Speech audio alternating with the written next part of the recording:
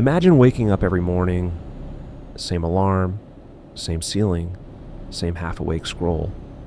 Then you commute, maybe in traffic, maybe on a train, watching the same faces do the same 1,000-yard stare. You sit down, open the laptop, answer emails, attend meetings, update a spreadsheet, and somewhere in the background of your mind, a question keeps whispering, does any of this actually matter? If you've ever felt like your job is pointless, you're not alone. Studies show only about 31 to 32% of employees feel engaged in their work, meaning nearly 7 out of 10 people are emotionally disconnected from what they do. And globally, disengaged workers cost the world economy about $8.8 trillion every year in lost productivity. But here's the real question. Why do so many jobs feel meaningless even when they pay well? Because if this was just about money, a bigger paycheck would fix it.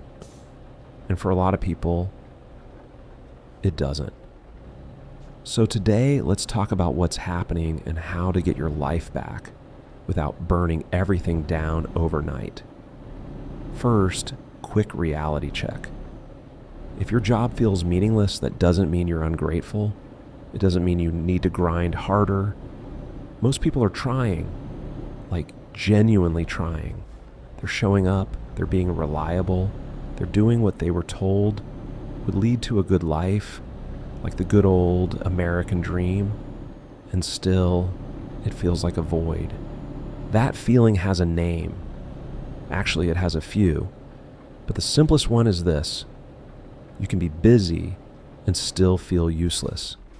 And that's the perfect recipe for quiet despair, because on paper you're fine, but internally you're fading. So let's break down the main reasons this happens. First, let me ask you something. When was the last time you finished something at work and felt proud, not relieved, not thank God that's over? I mean proud. A lot of modern jobs are structured so you never get closure. It's an endless stream of tasks, email, Slack, tickets, requests, revisions. You don't complete work, you feed a machine, and humans aren't built for that. We need visible progress. We need chapters. We need endings.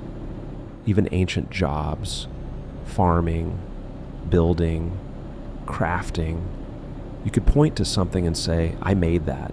Now it's like, I moved some numbers from one software to another, and then we had a meeting about the numbers. And your brain goes, wait, that's it? No finish line equals no meaning. This one is huge. A job feels meaningful when there's a clear connection between what you do and somebody's real life improving because of it.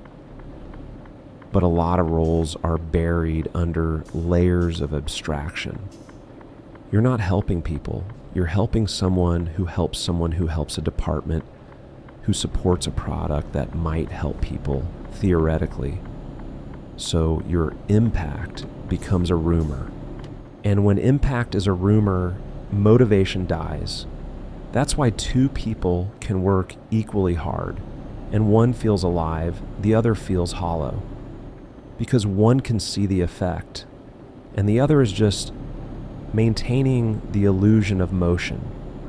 There's an anthropologist named David Graeber who popularized this idea of bullshit jobs. Not jobs that are hard, not jobs that are unpleasant, jobs that even the person doing them suspects shouldn't exist.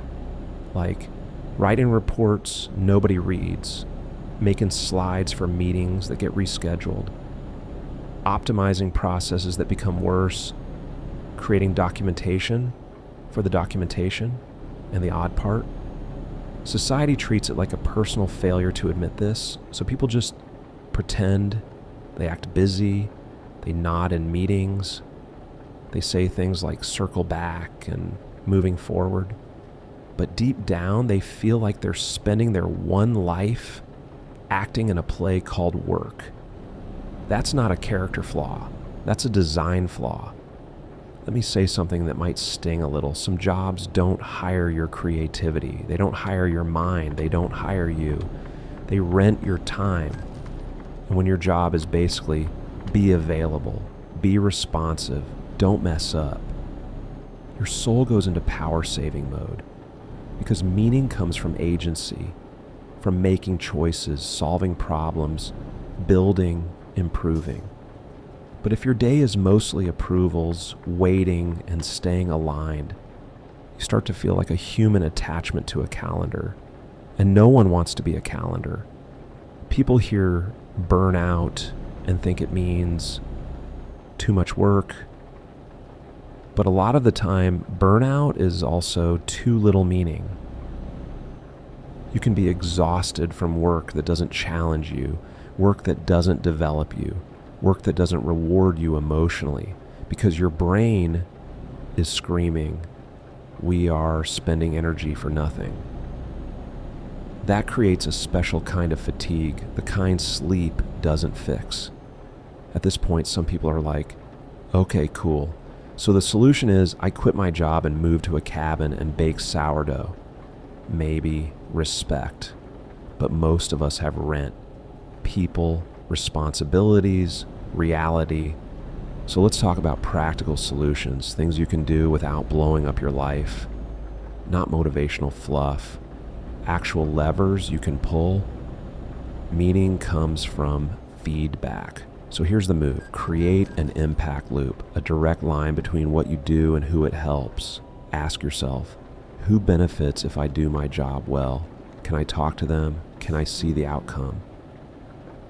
Examples. If you work in customer support, ask to listen to actual customer calls. If you're in marketing, watch real customer interviews. If you're in operations, visit the frontline team you're supporting. Because when your work touches a real human, it stops feeling like fiction. Even if your role is boring, humans give it gravity. This is one of the most underrated ideas, job crafting. It means you don't change your job title, you change the shape of your job. It goes like this: task crafting. Do more of the work that energizes you, less of what drains you, where possible. Sometimes it's as simple as, can I own this part of the project end to end? Relationship crafting. Work more with people you respect. Avoid energy vampires when you can, meaning crafting. Reframe what you do in terms of real-world outcomes, not I make reports. I help leaders make decisions that affect people's jobs. Is it cheesy? Slightly. Does it work? Surprisingly often. Meaning is strongly connected to control, so don't try to control everything. Pick one area, one process, one workflow. Then go to your manager with a specific request. I want to own this fully. I'll keep you updated, but I'd like freedom on how I execute. Even a 10% increase in autonomy can make your job feel less like a cage and more like a craft. Because the brain hears, I'm not trapped, I'm choosing. That changes everything. If your job is paying your bills but starving your identity, you need a proof of life project. Something small, something real, something you can point to and say, I made that. A newsletter, a short film, a fitness goal, a side hustle, a community event, a portfolio, a podcast, volunteering. Not because you need to monetize everything, but because you need evidence that you're still a person, not just a worker.